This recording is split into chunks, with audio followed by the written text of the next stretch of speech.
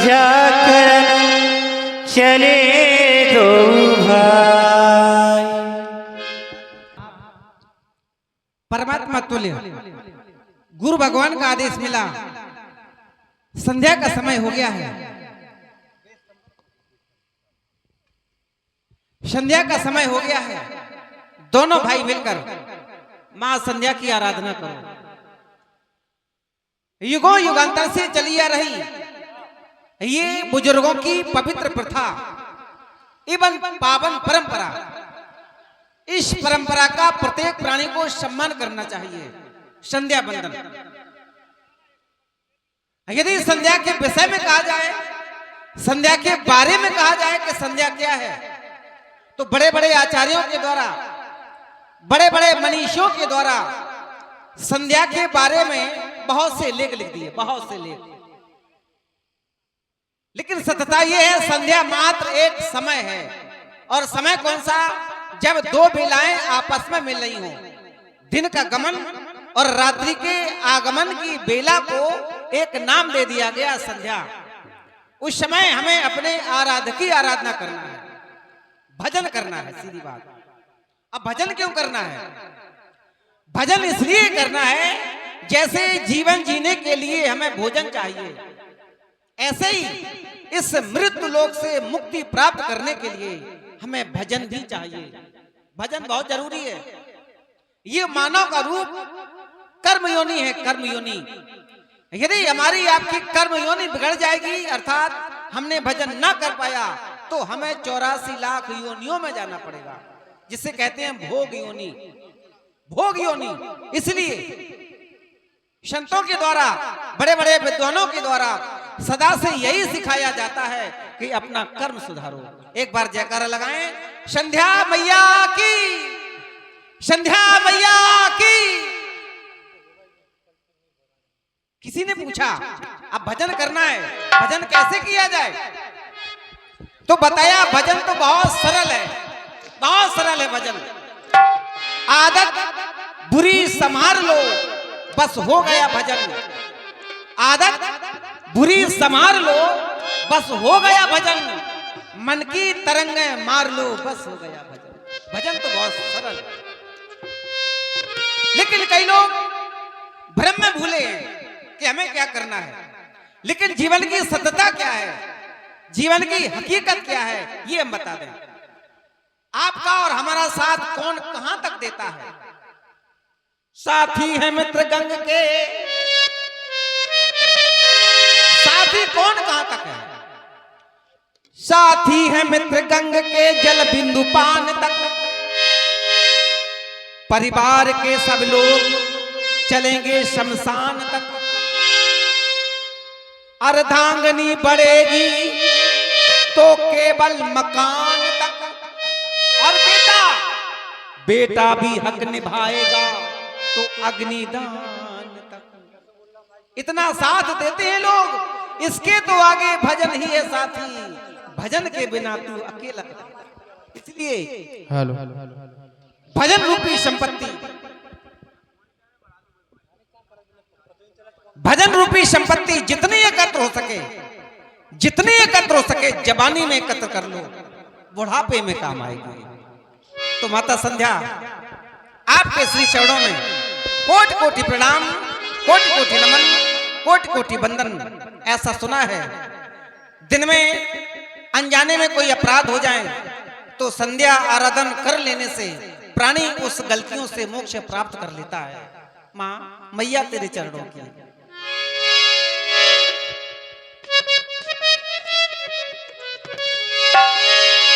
मैया तेरे चरणों की। अब ये संध्या मां कैसे बन गई? हमें अपनी आराधक की आराधना करना है, तो परमात्मा का रूप सबसे पहले बताया, तमेव माता। सबसे पहले मां है, तमेव माता, चा पिता तमेव, तमेव बंधु, चा सखा तमेव, तमेव विद्या द्रविणम तमेव, तमेव सर्वम मम देव देव। ये परमात्मा के रूप है। मां मैया तेरे चरणों की, कर धूल जो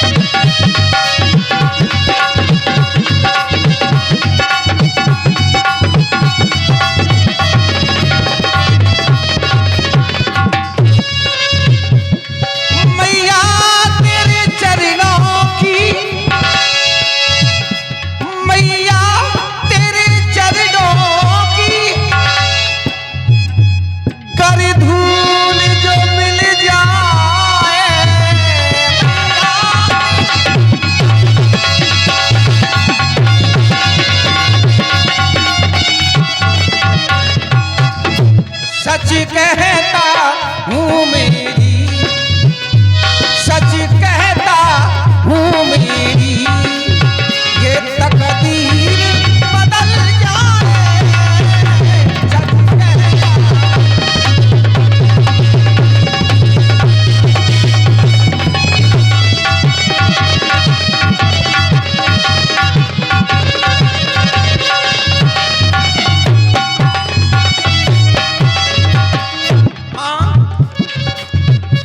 सुनते हैं तेरी रहमत, ऐसा सुना है,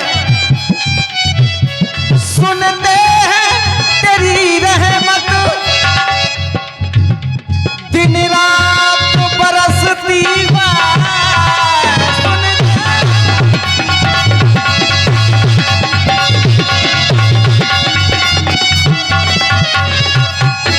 एक बूंद जो मिल जाए, एक बूंद जो मिल जाए, ये जीवन ही संभल जाए, एक बूंद।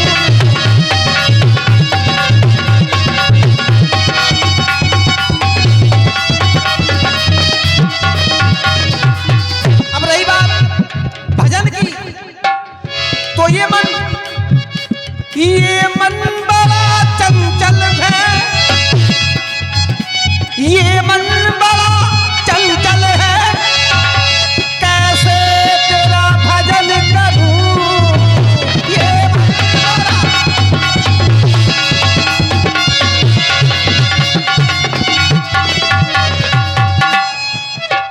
जितना इसे समझाऊं, जितना इसे समझाऊं, उतना ही मचल जाए,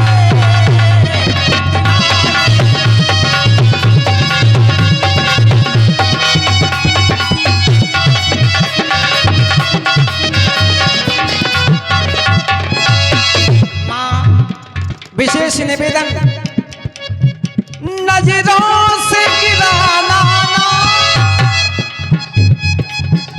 नजरों से गिराना, नजरों से,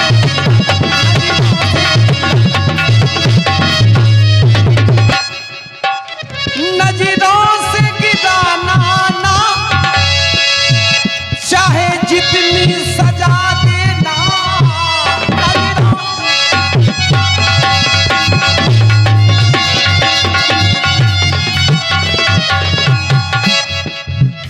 नजरों से जो गिर जाए, नजरों से जो गिर जाए, मुश्किल है संभल पाए,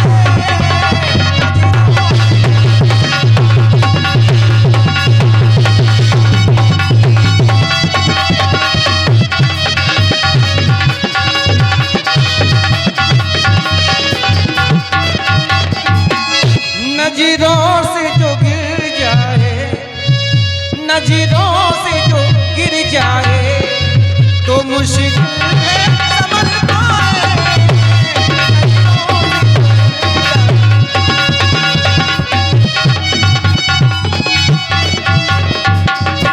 माता संध्या आपके श्री चरणों में ये राम पुनः कोटि कोटि प्रणाम करता है। आशा करता हूँ यदि अनजाने में कोई अपराध हुआ हो तो क्षमा करना, क्षमा करना।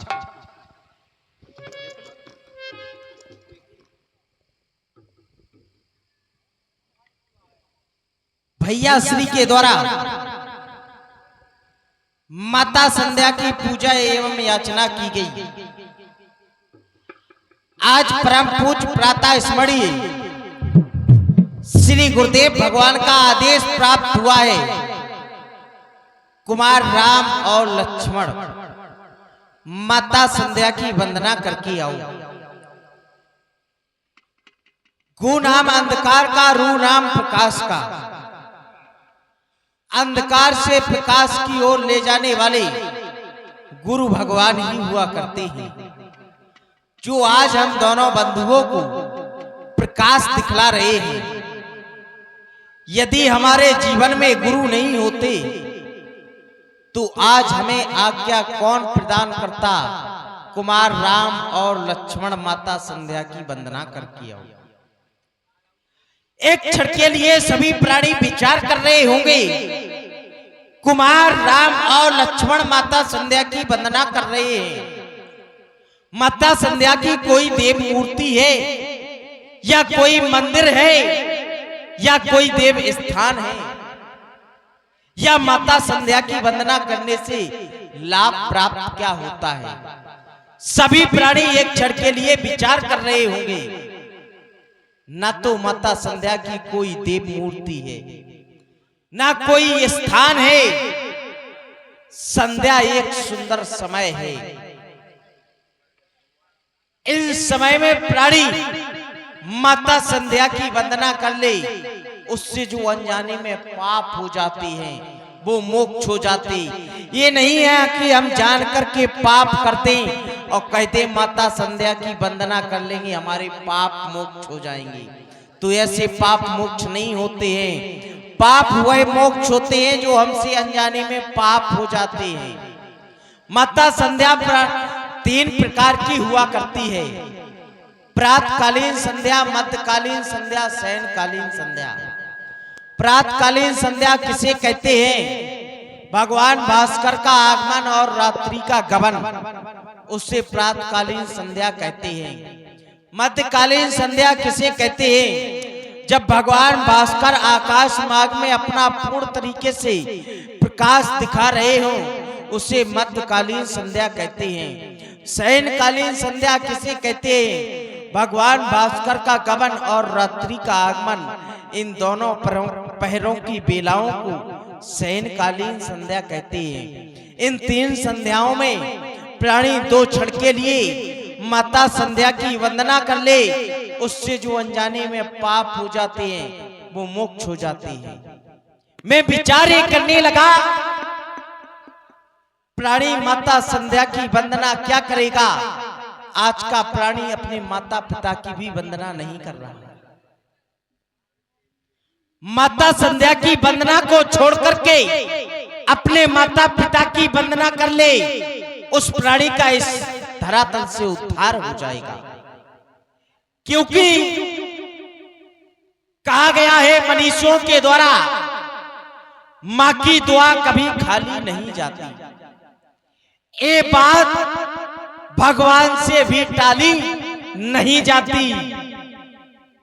बर्तन मांजकर पाल लेती है 4 बेटों को एक मां, लेकिन 4 बेटों से एक मां पाली नहीं जाती। ये हमारे आचार कहते हैं। लेकिन हमारा सिद्धांत कहता है, सर्व तीर्थमयी माता, सर्व तीर्थमय पिता, समस्त तीर्थों से बढ़कर के हमारी माता है और समस्त देवताओं से बढ़कर हमारे पिता है। क्योंकि हमारा जन्म तो ऐसी धरा पर हुआ है, ऐसे देश में हुआ है जिसको माता कहा गया है। हमारा जन्म ऐसी धरा पर हुआ है जिस धरा को भी माता कहा गया है। और यहां तक की बात कहें क्या, नदी होने पर यमुना को भी माता कहा गया है और पशु होने पर गाय को भी माता कहा गया है और वृक्ष होने पर तुलसी को भी माता कहा गया है। इसलिए इस धरातल पे सर्वोपरि स्थान मां का हुआ करता है। जिस समय हमारा जन्म होता है उस समय ना हमारे सामने कोई देव मूर्ति रहती है, ना कोई पिता रहता है, ना कोई भाई रहता है। उस समय जब हमारे नेत्रों को खोला जाता है तो हमारे समीप में हमारी मां रहती है। इसलिए जिस व्यक्ति के अंदर स्वाभिमान नहीं होता वो इंसान नहीं होता। जिस गीत में ताल नहीं होता वह गान नहीं होता है। मंदिर की मूर्तियों से मदद मांगने वाले लोग माँ बाप से बढ़कर कोई भगवान नहीं होता है। इसलिए मेरा सिद्धांत कहता है अपनी माँ को इष्ट बनाइए, अपनी माँ को पूजिए और माँ का सम्मान कीजिए। इस धरातल से उसका उद्धार हो जाएगा। मेरा सिद्धांत कहता है जिसका जो आराध्य हो उसी की वंदना करो। हमारे आराध्य हमारे महाप्रभु पूज्य भैया श्री राम है, तो हमें तो आपके चरणों की वंदना करना है। भैया श्री राम के चरणों में इस दास लक्ष्मण का प्रणाम स्वीकार हो। भैया मैं आपके इन चरणों में बारंबार प्रणाम करता हूँ। प्राची दसो सासी योग्य सुहावा, सिए मुख सरसो देख सुख पावा। संध्या आराधन करते करते समय इतना व्यतीत हो गया, भगवान भास्कर अस्ताचल की ओर प्रस्थान कर गए और चंदा जी का शुभ आगमन। जैसे ही हमारी दृष्टि चंद्रमा की ओर गई, बहुरी विचारो की मन माहे, सीय बदन सम हिम करना। अब यहां बदन का संबंध किससे है? बदन कहते किसे है? बदन का अर्थ है मुख, मुख ना कि शरीर। सीए बदन सम हिम करना ही, ये मेरे स्वयं का विचार है। अब ये विचार क्यों आया? क्योंकि आज के पहले यदि सुंदरता की चर्चा चलती थी तो चंदा जी का नाम सबसे पहले ले लिया जाता। सुंदर रूप देखा जाए तो चंद्रमा की उपमा दे दी जाती, चंद्रमुखी, चंद्रमा के मुख के समान। लेकिन अब ये कहावत मिथ्या हो गई। मेरे अनुसार यदि कोई सीता को भी चंद्रमुखी कहता है तो ये उपमा का अनादर हो रहा है। मैंने सीता को बड़ी गौर से देखा है, बड़ी गौर से, और दिखाया भी था। तात जनक तनया यह सोई, धनुष जग जही कारण। मैंने सीता को बड़ी गौर से देखा है। सीता को यदि कोई सीता को चंद्रमुखी कहता है तो सीता को चंद्रमुखी कहना उपमा का पूर्ण अनादर है। ये नभ के मयंक में है कलंक, वह निष्कलंक पृथ्वी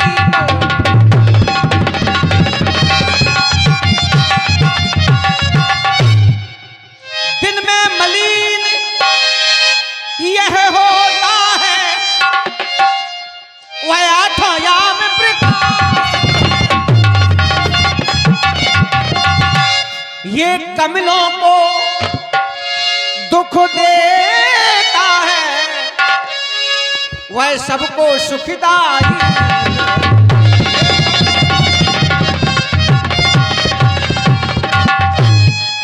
शोभित यह अधिक शरद में है, वह षड ऋतु शोभा वाली है। इसमें श्यामलता है, उसमें उजियाली ही उजियाली।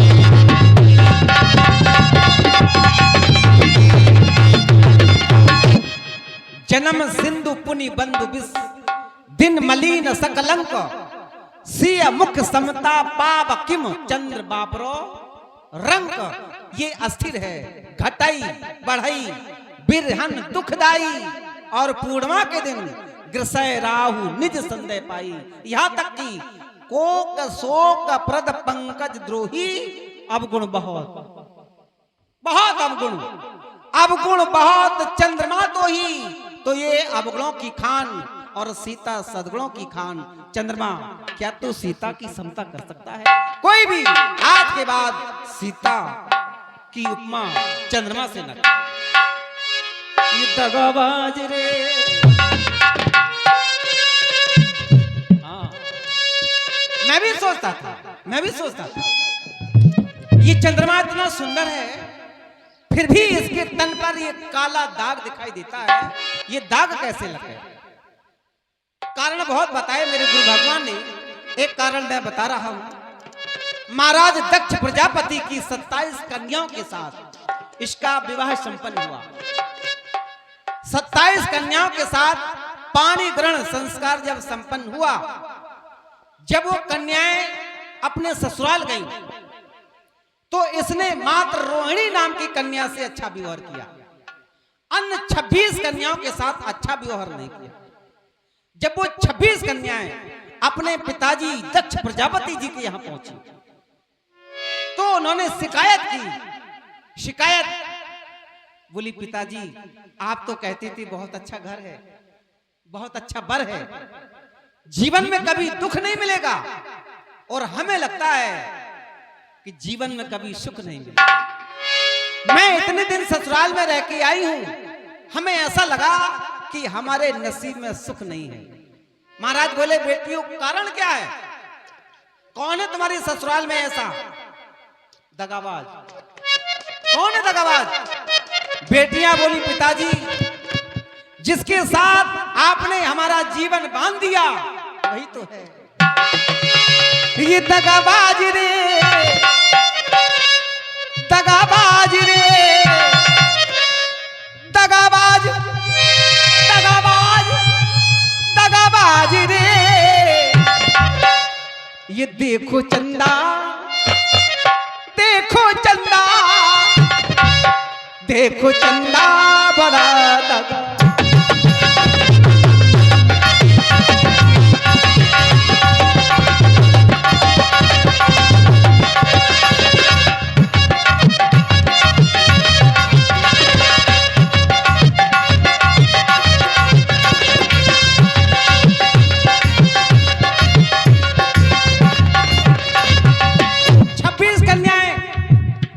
पिताजी के सामने रो रो कर शिकायत कर रही हैं।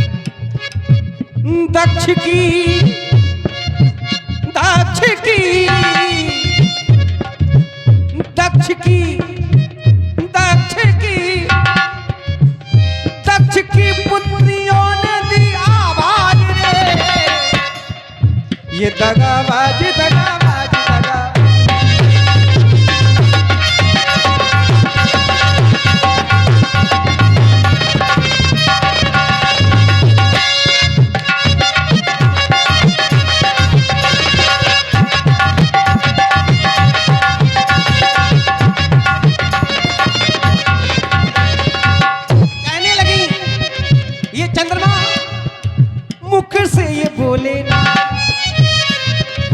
इतने दिन में ससुराल में रह के आई हूं, इसका मैंने बोल तक नहीं सुना। मुख से ये बोले ना, हमसे ये बोले ना, माने माने ना मेरी बतियां, माने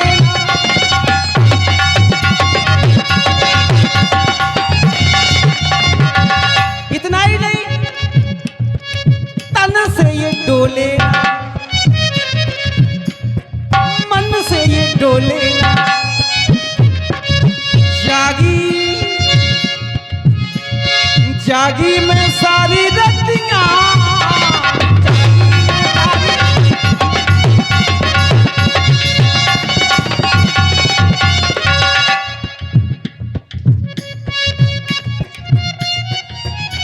हेलो,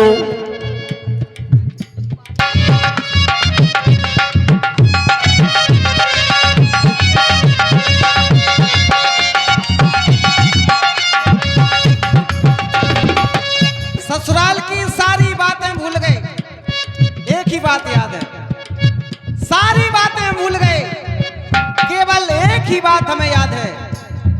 सब भूल गई यही हमें याद रे, केवल एक बात। सब भूल गई यही हमें याद रे। ये दगाबाज, दगाबाज, दगाबाज, दगाबाज, दगाबाज, दगाबाज, दगाबाज, दगाबाज रे। देखो चंदा बड़ा, देखो चंदा बड़ा।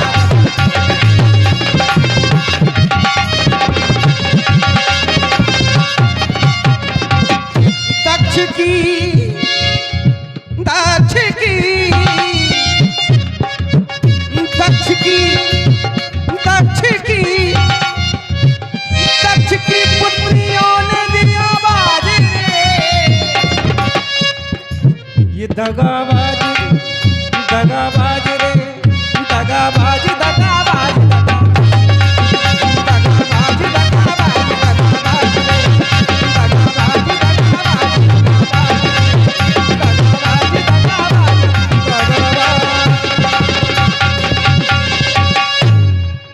महाराज प्रजापति जी को क्रोध आ गया।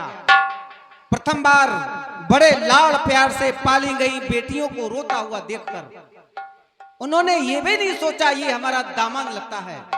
श्राप दे दिया, चंदा आज पहली बार मैं अपनी बेटियों को तेरे कारण रोता हुआ देख रहा हूं। यदि तुझे अपने रूप पर घमंड है तो मैं तुझे श्राप देता हूं, जा तुझे क्षय रोग हो जाए। क्षय रोग तो ससुर श्राप का कारण ये बना काला दाग। वैदे ही मुख पटतर दीने होए दोष बड़ अनुचित कीने। लक्ष्मण चलो गुरु भगवान